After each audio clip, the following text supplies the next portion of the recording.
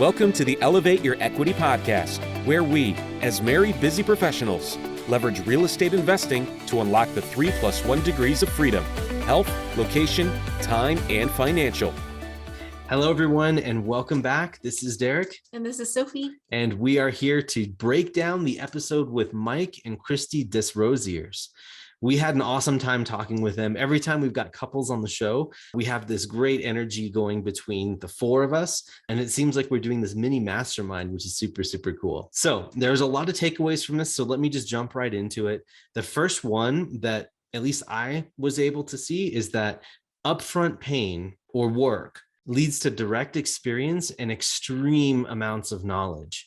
So if you're looking at this huge mountain of work in front of you, no matter what it is that you're doing, and you know that it's going to be painful to do that, try to look beyond that, right?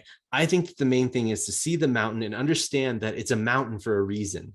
Only the people on the other side of that mountain are respected and asked questions. And so the juice is worth the squeeze. And so I love what Mike said, is that he likes to serve his investors and his partners well by doing all of that upfront work. And he has earned it because he's done all the work.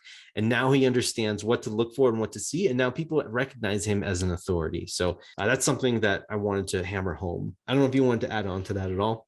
Yeah. And so the upfront pain component, like Derek was saying, it really lends to your own experience, and it could lend to the empathy and to the stacking upon future knowledge. And so, we talked about in the last episode where it's really great to use systems, but I see it as a combination of using systems and your personal experience before delegating it out completely. Yeah, absolutely. The second thing that I took away from this podcast was don't get discouraged. Make sure that you're using your spouse, right, as a trusted soundboard to vent for help and to get ideas.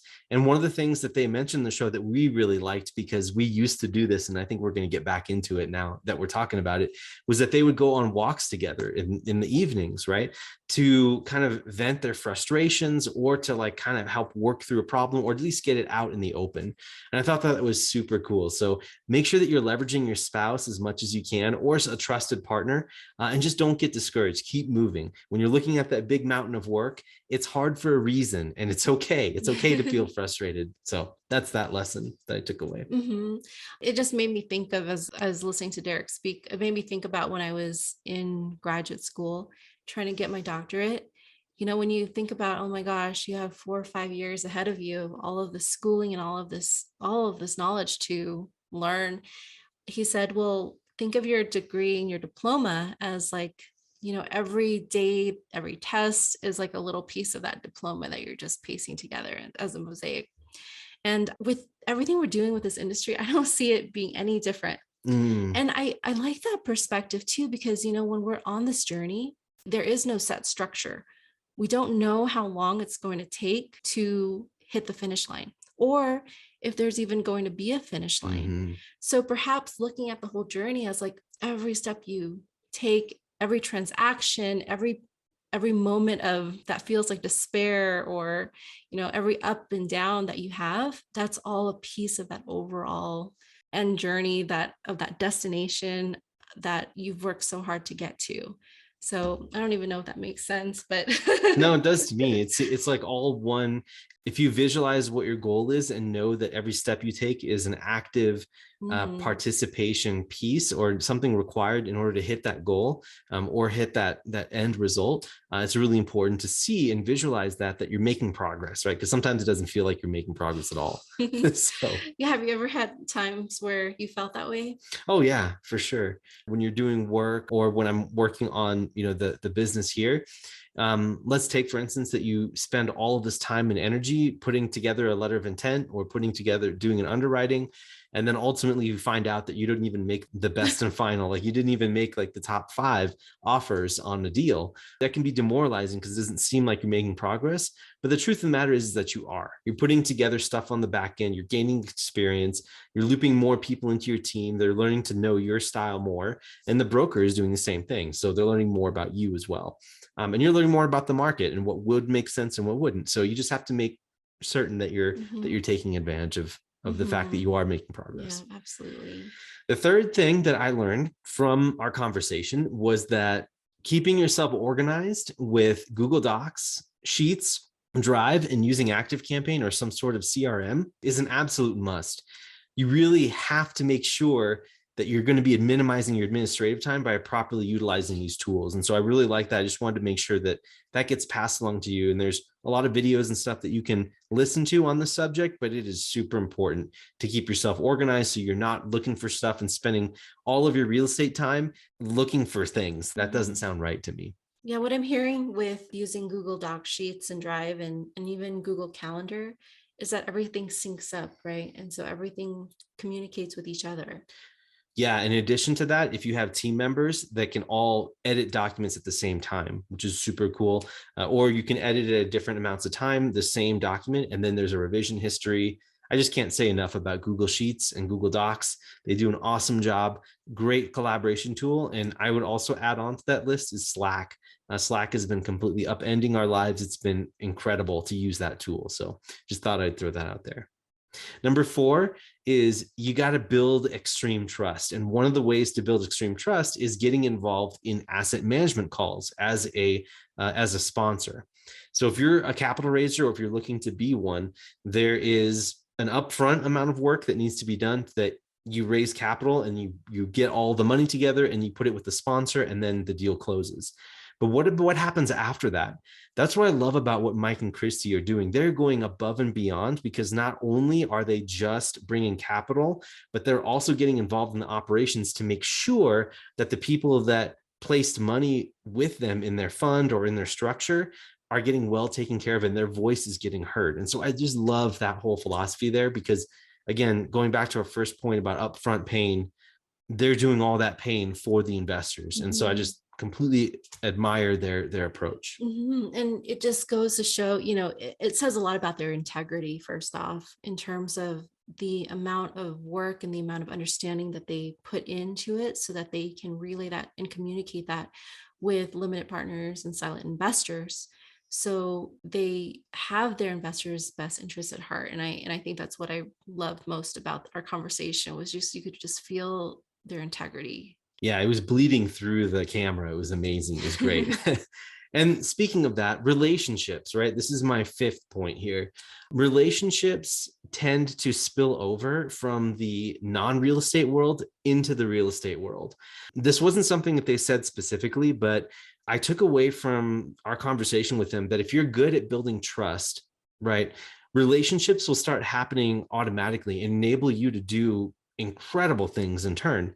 Like, just something from my personal experience is that people knew me before I was a capital raiser, and they understood that I was a person of trust or of integrity. At least I tried to be as much as I could. And as soon as I crossed over into the real estate world, right, I'm still the same person. I still have that level of integrity and trustworthiness and, wanting to help the investors and visibility and transparency and everything. I still had that philosophy.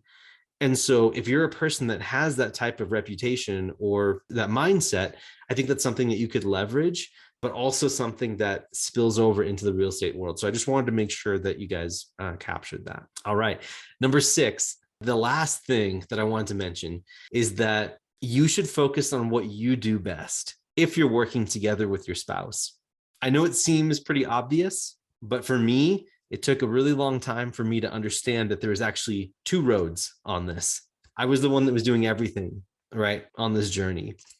And I wouldn't even ask Sophie what her opinion was on stuff. And without her, there's no way that this business that we've grown into, where you're listening to us right now, would be possible because I didn't trust myself to delegate it to anyone else. And that's a fallacy because if there's anyone to trust on this planet, it's got to be her. So all I got to say is that if you can focus on what you do best and rely on your spouse for anything else that you need, and then fill in the spaces, I think that's what is going to help you move the needle a little bit more. Did you want to say anything about that? I've been talking for a while. And thank you for just such kind words because I honestly I think he gives me a little bit too much credit because he really does. The reason why I think you feel like you do all the work, it's because you're good at a lot of the work, the underwriting, just the deal finding, the asset management and everything. And so part of that plays a role into, knowing where you stand. Are you an integrator? Are you a visionary? What are your strengths? What are your skills? A lot of the couples we speak with in the beginning, it's actually pretty normal. They step on each other's toes because they're not sure who's doing what. Sometimes they're doing the work that their spouse has already done. But that's the journey that you go through when you're starting this up together, because you're not only life partners, now you're becoming business partners. And so the days blur together, like the life partner, the business partner, there's very little delineation between the two. And so that's, I think, like Derek was saying, at some point you do have to trust and you do have to delegate. And this is where the communication opens up. And this is where the bonds of your life partnership becomes even stronger. So yeah, I just wanted to add that too. Yeah, it's so totally true.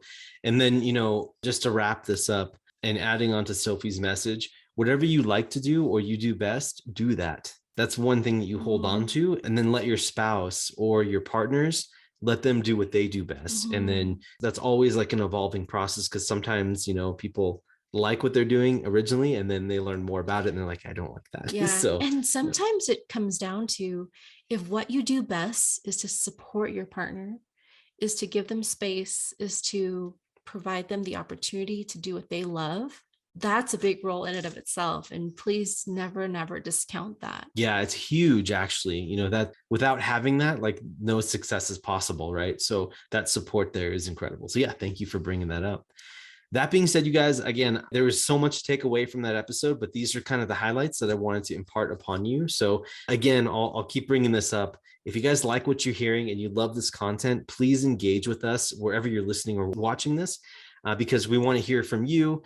If you want to find out more, click the links in the description below. We definitely want to work with you more and find out more about who you are and what your goals are. And so come join us on our free mastermind on our Facebook group every Wednesday. And you can find us there. And we're looking forward to having you on there to actively participate with us on several topics with a lot of guests. And it's going to be a lot of good fun. So anyway, thank you guys for listening. This is Derek. And this is Sophie. And we're signing off. See you guys.